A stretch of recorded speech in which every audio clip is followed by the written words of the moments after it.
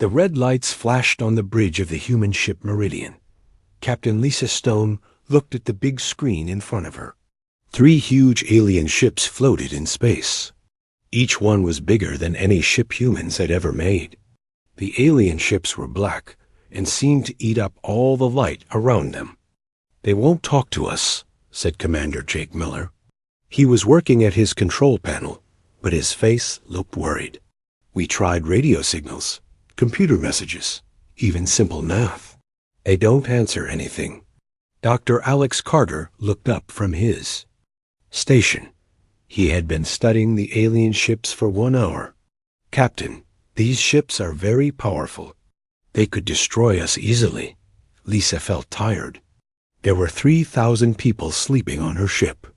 They had traveled through space for 15 years to find a new home. Now alien ships were blocking their way. "Do they know we are here?" she asked. "Yes," Jake said. "Look how they are positioned. They moved into place as soon as we arrived. They are waiting for something." The bridge became quiet. Lisa had been a military captain before this mission, but this was different. In war, you know the enemy wants to fight. Here, she did not know what the aliens wanted. "Captain," called Lieutenant Ben Ross, "the big alien ship is scanning us, but it's gentle, like they don't want to hurt us." "Are they reading our computers?" Jake asked. His hand moved toward the weapon controls. "No, sir. It feels like they are. Listening to us." 3 floors below, in the ship's fun room, 12-year-old Amy Foster opened her violin case. Her father ran the colony, but he was sleeping like most of the adults. Amy was one of 50 people awake on the ship. Most were young people who helped take care of the ship during the long trip. Amy had been practicing violin every day for 3 years. She played the same songs over and over. Today she wanted to play something different. Her grandmother had taught her an old song before they left Earth. It was about hope and believing in good things. People had sung it for thousands of years. Now Amy put the violin under her chin and started to play. The song was simple but beautiful. It had the kind of feeling that made people stop and listen. Amy did not know that the ship's speaker system was still connected to the outside. Her music was going out into space. On the bridge, Lieutenant Ross sat up straight. "Captain, the alien ships are moving." The 3 black ships were moving, but not to attack. They were spreading apart, like they wanted to see something better. "Are they getting ready to fight?" Jake asked. "No, sir. Their power is going down. They are becoming less ready to fight." Dr. Carter's machines started beeping fast. "Captain, I am reading huge brain activity from all 3 ships. Whatever is inside them is getting very excited." Amy's violin music kept playing through the ship's speakers. The people on the bridge heard it, but thought it was just ship noise. Then the big alien ship sent out a new signal. This time it was not a scan. It was a message on every frequency they could use. "Captain," Ross said with wonder in his voice, "they are trying to talk to us, but the signal is musical, like they are trying to sing to us." The alien song was strange. It had notes that seemed to bend space. The sounds made the air shimmer, but under all the weird sounds, there was something familiar. The beat matched Amy's violin perfectly. "They are responding to something," Alex said, looking at his readings. "Whatever we are doing, they like it." Lisa looked around the bridge, trying to understand what had changed. Then she heard it, the soft sound of a violin coming through the speakers. "Ross, where is that music coming from?" "Floor 7, fun room. It's just one of the colonists practicing. Let me talk to whoever that is. Right now." A moment later, Amy's young voice came through the speakers. "Hello, is someone there? This is Captain Stone. What are you playing?" "Just an old song my grandmother taught me." "Why? Am I in trouble?" Lisa looked at the alien ships on the screen. They had moved closer, but they looked peaceful. Whatever Amy was doing worked better than any official talking. No, Amy, you are not in trouble. I need you to keep playing. Can you do that? I think so. How long? Until I tell you to stop. As Amy kept playing, the alien response got stronger. Their ships began to glow with soft light that matched the violin's beat. The red warning lights on the meridian slowly changed to blue, then green. The ship's computers could tell the danger was going away. Captain, Jake said quietly, I think they are trying to dance with us. Dr. Carter was running math problems as fast as his computers could work. The brain activity in those ships is incredible. Whatever they are, music affects them in ways we cannot understand. This is not just talking. It's like we are speaking to their hearts. Lisa made a choice. That would change human history. Instead of following the rule book for meeting aliens, instead of trying to set up official talks, she decided to trust something more basic and powerful. Ross, open a channel to the alien ships. Send them Amy's music on every frequency we have. All frequencies, Captain? All of them. Let's see what happens when we really talk to them. As the violin song spread through space, reaching the 3 alien ships and the minds inside them, something amazing happened. The aliens began to respond with their own music. It was different from human music, but it fit together with Amy's. Violin-like pieces of a puzzle. The black ships started to change color. Patterns of light moved across their hulls like waves. The light pulsed with the music, creating a show more beautiful than anything humans had ever seen. Captain, Dr. Carter said with excitement, they are not just listening to the music. They are feeling it. The brain scans show they are experiencing emotions we cannot even name. Lisa realized they had discovered something incredible. These aliens did not just understand music. They lived it. They breathed it. Music was not just sound to them. It was a way of being alive. Keep playing, Amy, Lisa said into the speaker. I think you just made the most important discovery in human history. As Amy's violin continued to sing through space, the alien ships moved into a new formation. They were no longer blocking the way to the planet. Instead, they formed a circle around the meridian, like they were protecting it. The first contact between humans and aliens had begun not with words or weapons, but with a 12-year-old girl playing her grandmother's favorite song. In that moment, humanity took its first step toward becoming something special in the galaxy. They were not just another species among the stars. They were the ones who could make music that touched alien souls. The alien ships had been singing with Amy's violin for 3 hours. Captain Lisa Stone sat in her chair on the bridge, watching the light patterns dance across the black holes. She had never seen anything so beautiful or so strange. Captain, Dr. Alex Carter said, looking up from his computers, I think they want to meet us face to face. The biggest alien ship was sending new signals. These were not music anymore. They were pictures and simple drawings that appeared on the Meridian's main screen. What are they showing us? Lisa asked. It looks like an invitation, said Lieutenant Ben Ross. See that image? It looks like our ship docking with theirs. Jake Miller shook his head. Captain, we don't know if it's safe. What if it's a trap? Lisa studied the images. The aliens were showing humans and aliens standing together. The drawings were simple but clear. They wanted to meet. Alex, what do your scans tell us about their ship? The air is breathable for humans. The gravity is a little heavy, but not dangerous. And Captain, there are definitely living beings on board. Lots of them. Amy's voice came through the speakers again. Captain Stone? My arm is getting tired. Can I take a break? Lisa realized the young girl had been playing for hours without stopping. Yes, Amy. Take a rest. But stay close to your violin. As soon as Amy stopped playing, the alien ships stopped their light show. The silence felt strange after hours of music. Then something new happened. The biggest alien ship opened a section of its hull. A smaller ship came out. It was beautiful, made of the same black material, but covered in silver lines that glowed softly. "They're sending a shuttle," Jake said. "Should I power up our weapons?" "No." Lisa said, "If they wanted to hurt us, they would have done it already." The alien shuttle moved slowly toward the meridian. It was being very careful, like it didn't want to scare the humans. "Captain," Ross said, "they're asking permission to dock with us. Give them docking bay, too. And get a security team down there. Not to fight, just to be ready." Lisa stood up. "Alex, you're with me. We're going to meet our visitors." "Captain."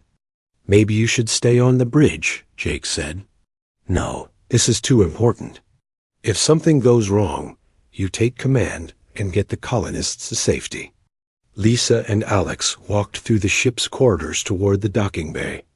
Other crew members they passed looked worried and excited.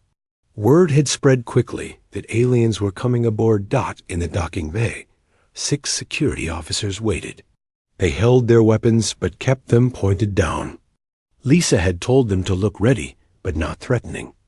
The alien shuttle attached to the docking port with a soft click. The airlock cycled, and then the inner door opened. 3 aliens stepped through. Lisa had expected them to look scary or strange. Instead, they looked almost graceful. They were taller than humans, with long arms and legs. Their skin was pale blue and seemed to glow softly from inside. They had large eyes that looked kind and intelligent. The alien in front wore something. That looked like a uniform. It was made of the same material as their ships, dark but with silver patterns. The alien looked directly at Lisa and made a sound that was almost like singing. Dr. Carter held up a small device. It was a translator computer that he had been working on during the trip. The device listened to the alien sounds and tried to turn them into English words. "Greetings, harmony makers," the device said in a flat computer voice. "We have searched for you across many stars." Lisa stepped forward. "Welcome to our ship. I am Captain Lisa Stone. This is Dr. Alex Carter." The alien made more musical sounds. The translator worked hard to keep up. "I am called Zeth Kalar. We are of the Council of Many Worlds. You are the ones who make the healing sounds." "Healing sounds?" Alex asked. Zeth Kalar gestured toward the ship's speakers. "The young one who makes music with the string instrument. Her sounds touch our spirits in ways we had forgotten." "You mean Amy? Her violin?" "Violin," Zeth Kalar repeated, trying to say the human word. "Yes, for 1,000 years we have searched for the species that could make such sounds." Lisa felt confused. "You've been looking for us? But you didn't know we existed." "We knew someone existed. Our oldest stories speak of harmony makers who would bring peace to the galaxy. We thought they were just stories until today." Another alien stepped forward. This one was smaller and wore different clothes. The translator said, "I am Keth, a keeper of old knowledge. May I tell you our story?" "Please," Lisa said. Keth began to speak in the musical alien language. The translator turned it into words. "Long ago, all species in the galaxy lived in peace. There was a great harmony between all living things. But over time, we forgot how to make this harmony. Wars began. Planets were destroyed. Many species died out."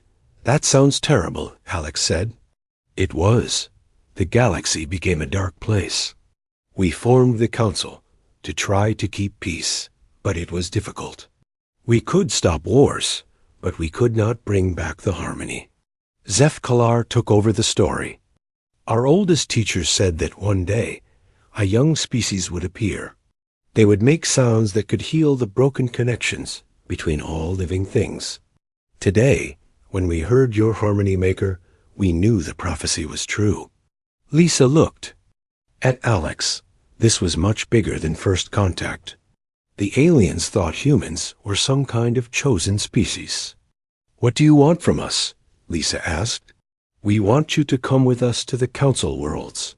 We want all species to hear your harmony makers. We believe your music can bring peace back to the galaxy." "Our music?" Alex said. "But it's just sound. Waves. How can it bring peace?" The third alien, who had been quiet, finally spoke. The translator said, "I am born of the warrior caste. I came here ready to fight if needed. But when I heard the young one's music, something changed inside me. The anger I carry from many battles became ... quiet." Vorn looked directly at Lisa. "Your music does not just make sound. It makes us remember what we used to be before we learned to hate." Lisa felt the weight of what they were saying. "You want you to be ambassadors? To use music for diplomacy?" "More than ambassadors," Zethkalar said. "We want you to be teachers. Show us how to make harmony again." "But we're just one ship," Lisa said. "We have 3,000 colonists looking for a new home. The planet below us is empty and beautiful. Your people can make their home there. But some of you must come with us to the council worlds." Alex was thinking hard. "Captain, this could change everything. Not just for us, but for all of humanity." Lisa nodded. She understood. Humans had left Earth looking for a new home. Instead, they had found a new purpose. "Zethkalar, we need time to discuss this with our people." "Of course.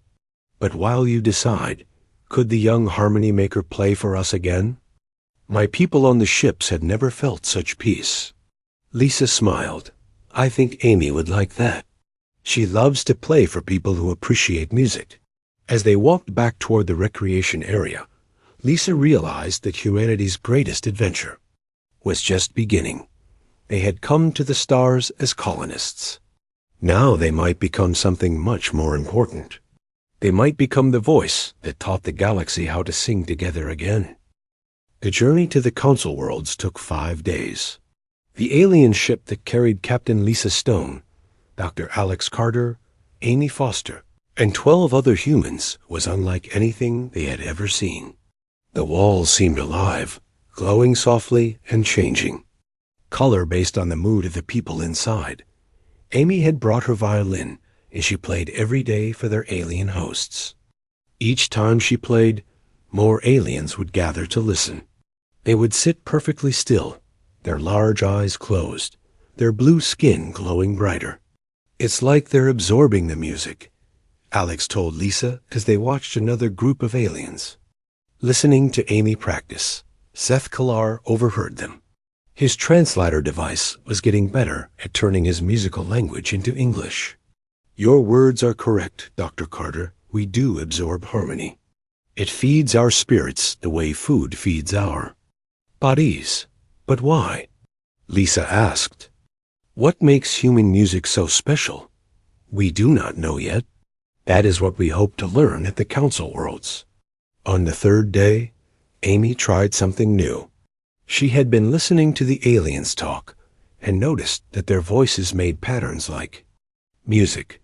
She began to play along with their conversations, matching her violin to their speech. The effect was amazing. The aliens who were talking suddenly sounded more musical, more beautiful. Other aliens stopped what they were doing and came to listen. "Amy," Lisa said, "I think you just learned how to speak alien." Amy giggled. "It's not that hard. They already talk like music. I just have to find the right notes." Vorn, the warrior, alien, had been watching Amy closely. He was still confused by his own reactions to her music. For years, he had been a fighter, ready for battle. Now he felt calm and peaceful. "Young harmony maker," he said to Amy, "could you teach me to make music like you?" Amy looked at his long, thin fingers. "I don't think you could hold a violin, but maybe you could sing? Your voice is already musical." "I do not know how to sing for beauty. I only know how to sing battle cries." "That's okay. We can start there." Amy began to play a simple melody. Then she nodded to Vorn. "Now sing your battle cry, but try to match my music." Vorn sang, but instead of sounding angry and scary, his voice blended with Amy's violin. The battle cry became something beautiful and strong. Other aliens heard it and joined in. Soon, half the ship was singing along with Amy's violin. It was the first time in hundreds of years that warrior caste aliens had sung for joy. Instead of war. When they reached the council worlds, Lisa was amazed by what she saw. The capital planet had cities that floated in the sky, connected by bridges made of light. Millions of aliens from dozens of different species lived and worked together. The human delegation was taken to the Great Assembly, a huge building in the center of the floating city. Inside, representatives from 50 different alien species waited to meet them. "There are so many different kinds," Alex whispered to Lisa as they walked in. Some aliens looked like Zethkalar's people, tall and blue-skinned. Others were covered in fur or had extra arms or eyes in strange places. A few looked almost like insects, with hard shells and many legs. "Welcome, harmony makers," said a voice that seemed to come from everywhere at once. The speaker was a creature that looked like a tree with glowing branches. "I am Root Singer, current leader of the council. We have waited long for your arrival." Amy clutched her violin case nervously. All these aliens were staring at her, expecting something amazing. "Don't worry," Lisa whispered to her. "Just play like you always do."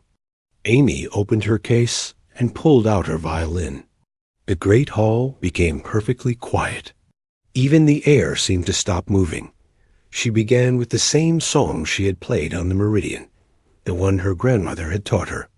The melody was simple and gentle, full of hope and love. The first aliens to react were Zethkalar's people. Their skin began to glow brighter, and they swayed gently with the music. Then the furry aliens started to purr in harmony with the violin. The insect-like aliens clicked their shells in rhythm. But the most amazing thing happened with a group of aliens that looked like living crystals. As Amy played, their bodies began to ring like bells, adding crystal-clear notes to her melody. The sound was so beautiful that some of the other aliens began to cry. "Impossible," whispered Root Singer. "The crystal folk have not sung in 500 years. They lost their voices in the Crystal Wars." Amy kept playing, and the crystal aliens kept singing. Their voices grew stronger and more confident with each note. When the song ended, the great hall was silent for a long moment. Then Root Singer spoke again. "Young harmony maker, you have done something we thought impossible. You have awakened voices that were thought lost forever." One of the crystal aliens approached Amy. When it spoke, its voice was like wind chimes in a gentle breeze. "Small singer, you have given us back our song. How can we thank you?" Amy looked confused. "I didn't do anything special. I just played." "Music, that is what makes it special," said another alien, one with tentacles instead of arms. "You do not try to control or manipulate with your music. You simply share it freely." Dr. Carter had been taking notes on everything he saw. "This is incredible. Each species responds differently to the music, but they're all affected positively. That is the power of true harmony," Root Singer explained. "It does not force unity. It allows each voice to be itself, while still being part of something larger." Over the next several hours, Amy played different kinds of human music for this assembled aliens. She played classical pieces, folk songs, and even some popular music she remembered from Earth. Each style affected the aliens differently. The classical music made them thoughtful and peaceful. The folk songs made them want to tell stories about their own worlds.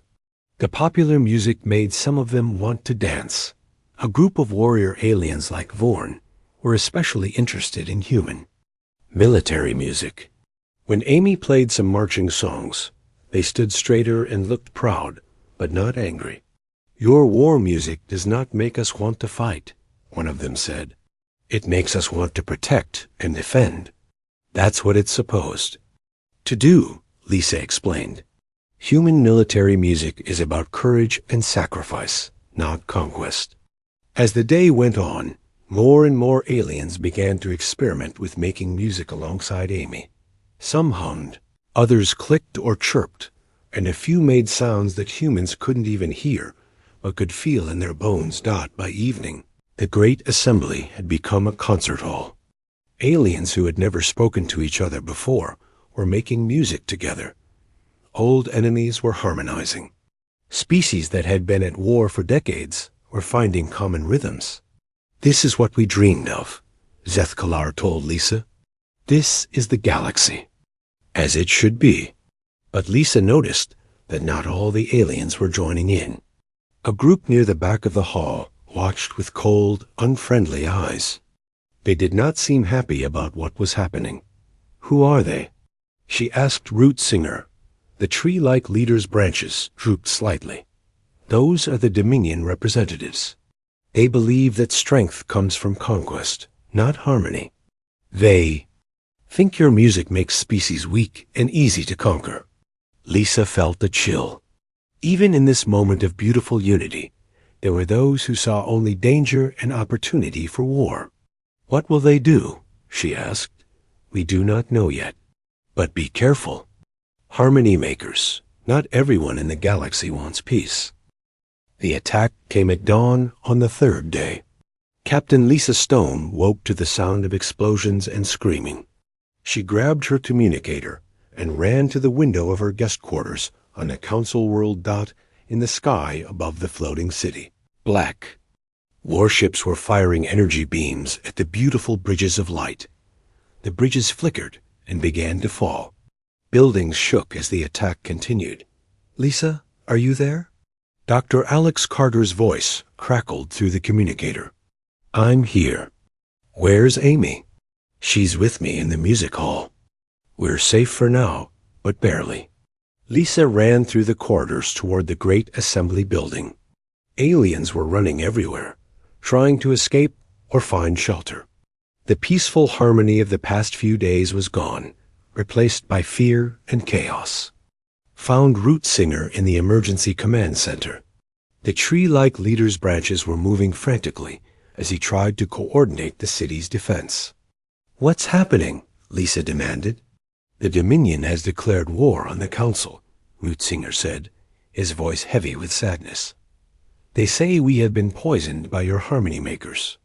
They call it the Discord Wars. Where did they get warships?" "I thought the Council kept peace in the galaxy." "The Dominion has been building in secret for years. They have weapons we have never seen before, and they are not just attacking us here. They are attacking human colonies throughout the galaxy." Lisa felt her blood turn cold. "Our people? The colonists we left on the planet? We lost contact with them 2 hours ago." Lisa's hands clenched into fists. These aliens had started a war because humans could make music. Now innocent people were dying because of it. "Captain Stone," came a familiar voice. Vorn, the warrior, alien, entered the command center. But he looked different now. His peaceful expression was gone, replaced by the hard look of a soldier. "Vorn, what are you doing here?" "I came to fight," he said simply. "The Dominion killed my family on the outer worlds. They said my family was weak because they learned to sing with your Amy. Now I will show them what a singing warrior can do." More aliens arrived at the command center. These were not the peaceful council members Lisa had met before. These were soldiers, fighters, beings who had put aside their new harmony to defend their homes. "We need to get Amy and the other humans out of here," Lisa said. "No," said a voice from the doorway. Amy Foster walked in, carrying her violin case. Alex followed close behind her, looking worried. "Amy, what are you doing? It's not safe here." "I heard what they said about the human colonies," Amy said. Her young voice was steady, but her eyes were angry. They hurt people because of my music. I have to do something. You're just a child. This isn't your fault. Yes, it is, Amy said firmly. If my music can make people peaceful, maybe it can stop wars too. Before Lisa could stop her, Amy opened her violin case and pulled out her instrument. She began to play, but this was not the gentle melody she usually played. This was something new, something that mixed her grandmother's peaceful song with the warrior chants. She had learned from VORN. The music was beautiful, but also strong and determined. It spoke of protection and courage, of standing up for what was right. That the effect on the aliens in the room was immediate. The fear in their eyes became determination. The scattered, panicked energy became focused purpose. I feel it too, Lisa said to Alex. The music is making me want to fight for something good. It's not making us violent, Alex replied, amazed. It's making us brave. Root Singer's branches stopped moving frantically. Young harmony maker, your music is different now. My grandmother's song was about hope, Amy explained, still playing. But hope isn't enough when mad people are hurting others. Sometimes you have to fight for hope. Vorn listened to the new music, and something changed in his face. This is warrior music, but not like any I have known. It does not make me want to conquer. It makes me want to protect. Can you teach this to other warriors? Lisa asked. I can try, Vorn said. But first, we must reach them. The Dominion has cut off communication with our fleets. Not all communication, said a new voice. One of the crystal aliens entered the room. Since Amy had helped them find their voices again, they had been practicing constantly. What do you mean? Root Singer asked. We crystal folk can speak to each other across space through harmonic resonance. If the harmony maker plays for us, we can carry her music to crystal beings on every world and every ship. Amy looked up from her violin. You mean you can broadcast my music across the galaxy? More than broadcast. We can make it part of the harmonic frequency that connects all living things. Every being that can hear will be affected. Lisa understood. The implications. You're talking about turning music into a weapon. Not a weapon, Amy said. A reminder. A reminder of what we're fighting for. The crystal alien extended one of its shining appendages toward Amy. Play, Harmony Maker. Let the galaxy remember what peace sounds like. Amy began to play again, this time placing her hand on the crystal alien's surface. The moment she touched it, the crystal being began to glow brighter than ever before. The glow spread to other crystal aliens throughout the city, and something amazing happened. Crystal beings on distant worlds began to glow as well. The network of crystal folk throughout the galaxy became a vast communication system, carrying Amy's music from star to star. On battlefields across space, fighting stopped as beings on all sides heard the music. Dominion soldiers paused in their attacks, confused by the feelings the music brought up. Council defenders found new strength and purpose, but the most important effect was on the human colonies. The people who had been hiding from Dominion attacks heard Amy's violin and remembered why they had come to the stars. They were not just looking for new homes. They were looking for a better way to live. On the planet where the Meridian colonists had settled, 3,000 humans came out of hiding. They brought instruments they had saved from Earth. Guitars, drums, flutes, and horns joined Amy's violin. In a song that reached across the galaxy, the colonies are fighting back, reported one of Root Singer's aides. But they're not just fighting. They're singing while they fight. It's confusing the Dominion forces. Music in battle? Vorn asked. Intrigued. Human military tradition, Lisa explained. We've always used music to coordinate troops and keep morale high, but this is different. This is music that makes you want to protect others instead of just defeating enemies. The tide of battle began to turn. Dominion forces found themselves facing opponents who fought with a strange new kind of courage. These enemies did not fight with hatred or anger. They fought with love and hope and the determination to protect something beautiful. They do not understand, Vorn said, listening to reports from the battlefield. The Dominion knows how to fight against fear and anger, but they do not know how to fight against people who sing while they battle. Amy kept playing, her music flowing through the crystal network to every corner of the galaxy. She was tired, but she did not stop. Too many people were counting on her. "How long can you keep this up?" Alex asked her. "As long as it takes," Amy replied. "This is what music is for. Not just to make people happy, but to remind them of what's worth fighting for." As the fourth day of the Discord Wars began, something unprecedented was happening. A galaxy that had forgotten how to make peace was learning how to fight for it instead. The final battle was about to begin. Captain Lisa Stone stood on the bridge of the Council warship Harmony, watching the largest Dominion fleet ever assembled move toward the capital world.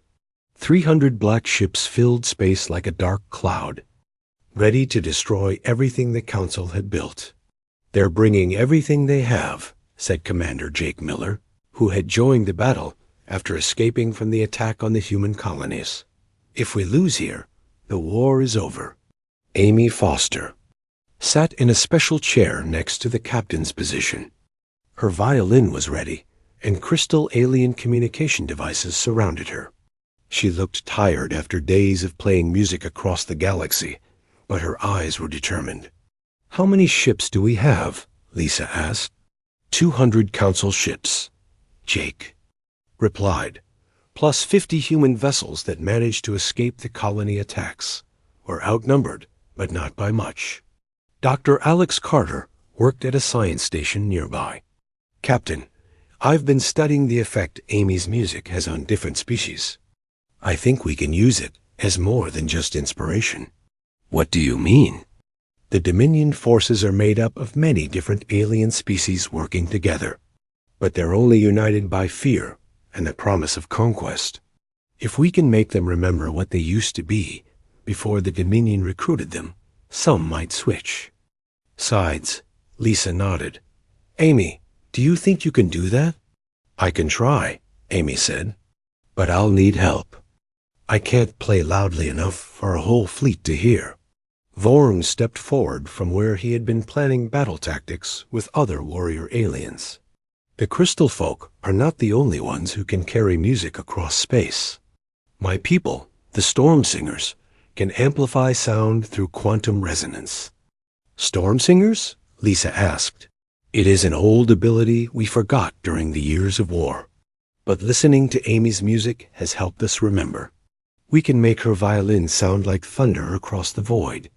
How many Storm Singers do we have?" 50 on this ship alone, hundreds more scattered across the fleet. Amy stood up and walked to the center of the bridge. "And let's give them a concert they'll never forget." The Dominion fleet opened fire first. Energy beams and missiles streaked across space toward the Council ships. The battle was fierce and deadly. Ships on both sides exploded in bright flashes of light. But then something strange happened. Amy began to play her violin, and the Storm Singers began to amplify her music. The sound spread from ship to ship, growing louder and more powerful with each vessel it reached. The music was not the gentle melody Amy had played for peace. It was not the warrior song she had created for courage. This was something new, something that combined every type of human music she had ever learned. There were parts that sounded like lullabies, reminding listeners of their childhood. There were sections that felt like celebration music, bringing back memories of happy times. There were moments that sounded like funeral songs, honoring those who had died in the war. The effect on the Dominion forces was immediate and shocking. Ships stopped firing in the middle of battle. Crews stood at their stations, tears streaming down their faces as they remembered who they used to be before the Dominion taught them to hate. "It's working," Jake reported, watching his tactical displays. 30 Dominion ships have stopped attacking. Some are actually moving away from the battle. But the core Dominion forces were not affected.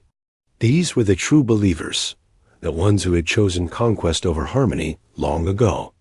They continued their attack, trying to destroy the source of the music. "Amy, they're targeting our ship," Lisa warned. "I know," Amy said, never stopping her playing. "But I can't stop now. Too many people are listening." The crystal aliens throughout the ship began to glow brighter as Amy's music flowed through them. The storm singers sang louder, their voices carrying the violin's melody to every corner of the battlefield. On Dominion ships, soldiers began to lay down their weapons. Some started singing along with Amy's violin, remembering songs from their own worlds. Others simply sat down and cried, overwhelmed by emotions they had forgotten they could feel. 60 ships have stopped fighting, Jake reported. "Wait, some of them are turning their weapons on other Dominion vessels. They're switching sides." The battle became chaos. Dominion ships fought each other as crews decided whether to continue the war or join the growing harmony. The music continued to spread, affecting more and more soldiers on both sides. But the Dominion commander was not giving up. Admiral Crack, a scarred alien who had led the Dominion for 20 years, ordered his most loyal ships to focus all their fire on the harmony. "They're concentrating their attack on us," Lisa warned. "Our shields won't hold much longer." Amy's hands were bleeding from playing so hard for so long, but she didn't stop. The music had become more than just sound. It was hope itself, spreading across the galaxy like light, pushing back darkness. Then something unexpected happened. Human ships throughout the fleet began to add their own music to Amy's violin. They played recordings of Earth songs through their communication systems. Military bands on the larger vessels brought out their instruments and played along. The combined music of humanity joined with the voices of 100 alien species. The crystal folk rang like bells. The storm singers thundered like drums. Species that had never made music before found their voices and added them to the growing symphony. "This is incredible," Alex said, watching his instruments measure the harmonic frequencies. "The combined music is creating a resonance effect. It's not just affecting individual minds anymore. It's affecting the basic quantum field that holds the universe together." The music reached a crescendo, and something amazing happened. The space around the battle began to glow with soft, beautiful light. The harsh red of weapon fire was replaced by colors that had no names, colors that made everyone who saw them feel peaceful and whole. Even the most hardened Dominion warriors stopped fighting. They stared in wonder at the light show that Amy's music had created. Some of them remembered being children before they learned to hate. Others remembered loved ones they had lost in endless wars. Admiral Crack himself stood on his bridge, watching his fleet fall apart around him. Half his ships had stopped fighting. A quarter had switched sides completely. Only his most loyal vessels continued to obey his orders. "All ships, continue the attack," he commanded. "Do not listen to their mind control music." But his own crew was listening. His weapons officer laid down her controls and started to cry. His tactical officer began humming along with Amy's violin. Even his security guards lowered their weapons. "Sir," his communications officer said quietly, "maybe we should listen to what the music is trying to tell us." "Never," Crack snarled. "The Dominion does not surrender." He reached for his personal weapon, intending to execute his own crew for treason. But before he could draw it, something stopped him. A small sound, barely audible over the cosmic symphony, reached his ears. It was a child's lullaby from his home world, a song his mother had sung to him before the wars began. For the first time in 20 years, Admiral Crack remembered what it felt like to be loved. Admiral Crack stood frozen on his command bridge, tears streaming down his scarred face. The lullaby from his childhood echoed in his mind, mixing with Amy's violin music that filled the space around his ship. For the first time in 20 years, the most feared warrior in the galaxy remembered what it felt like to be a child who was loved. "Sir?" his communications officer asked softly. "What are your orders?" Crack looked around his bridge. His crew was staring at him with hope in their eyes, waiting to see if their leader would choose war or peace. Through the viewscreen, he could see his fleet scattered across space, most ships no longer fighting. "Stand down all weapons," Crack said quietly. "Sir?" "I said stand down all weapons," Crack repeated, his voice getting stronger. "Signal all Dominion vessels. The war is over." On the Council ship Harmony, Captain Lisa Stone watched her tactical display as the last Dominion ships powered down their weapons. Amy Foster finally stopped playing her violin and slumped in her chair, exhausted but smiling. "Is it really over?" Amy asked. "The fighting is over," Lisa said. "But I think our real work is just beginning." Dr. Alex Carter was studying readings from across the battlefield. "Captain, the harmonic resonance is still spreading. It's reached 17 star systems, and it's still growing." "What does that mean?" "It means every world that hears this music will be affected.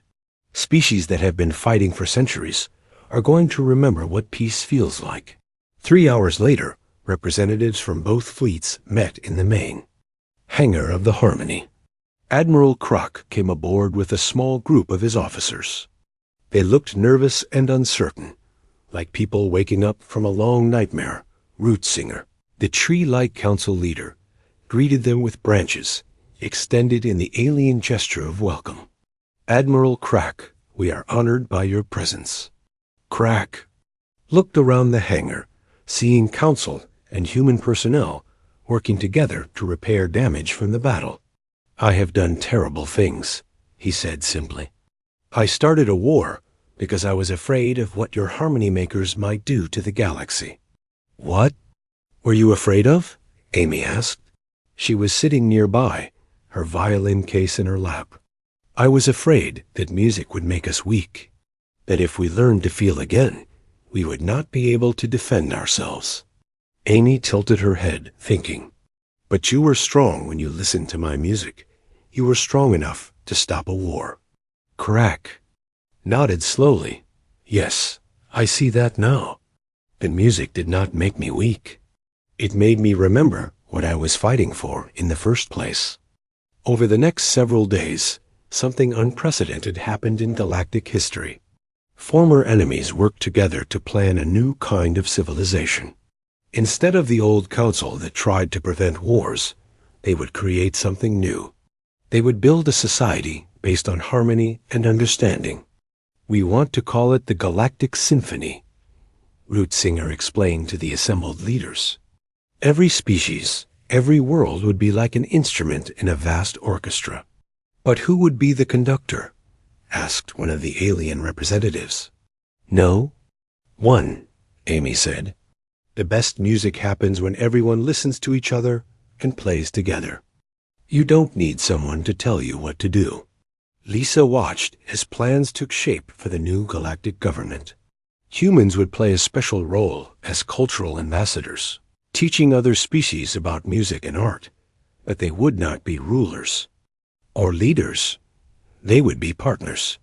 Captain Stone, Zeph Kalar approached her during one of the planning sessions. "We have a request from the outer colonies." "What kind of request?" "They want harmony makers of their own. Thousands of worlds have heard Amy's music through the Crystal Network. They want to learn how to make such beauty themselves." Lisa looked at Amy, who was teaching a group of young aliens how to clap in rhythm. "Amy, how would you feel about having music students all across the galaxy?" Amy grinned. "That sounds amazing.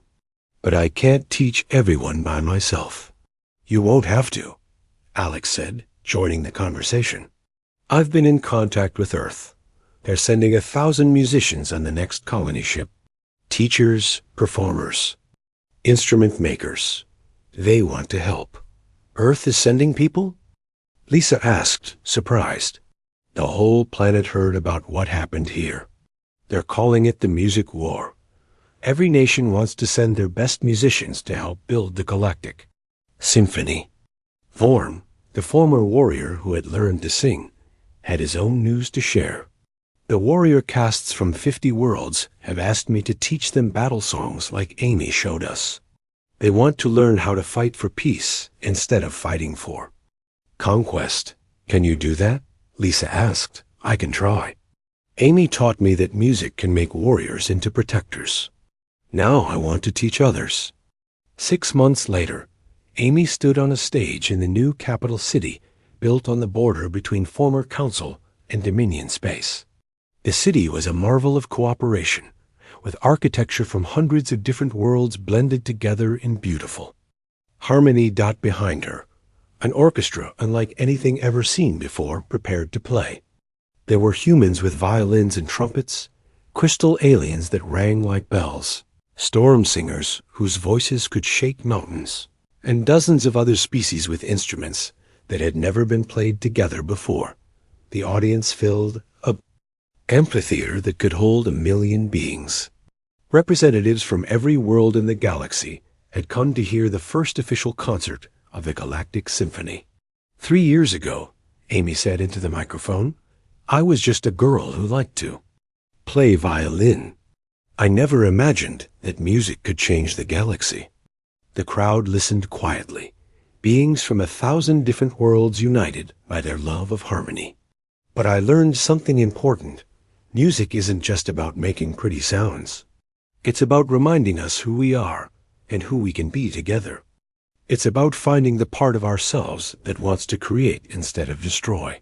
Amy raised her violin to her chin. This song is for everyone who chose harmony over discord, love over fear, hope over despair. She began to play, and the galaxy sang along. The melody that had started as a simple lullaby from Earth had become something greater. It was the voice of 1 trillion beings choosing to live together in peace. It was the sound of swords being turned into instruments, of warriors becoming teachers, of enemies becoming friends. As the music spread through space, carried by crystal networks and quantum resonance, by radio waves and harmonic frequencies, it reached every corner of the galaxy. On planets where war had raged for centuries, weapons fell silent. In systems where different species had never spoken, new conversations began. The age of the discord wars was over. The age of the Galactic Symphony had begun, and at the heart of it all was a simple truth that humanity had brought to the stars.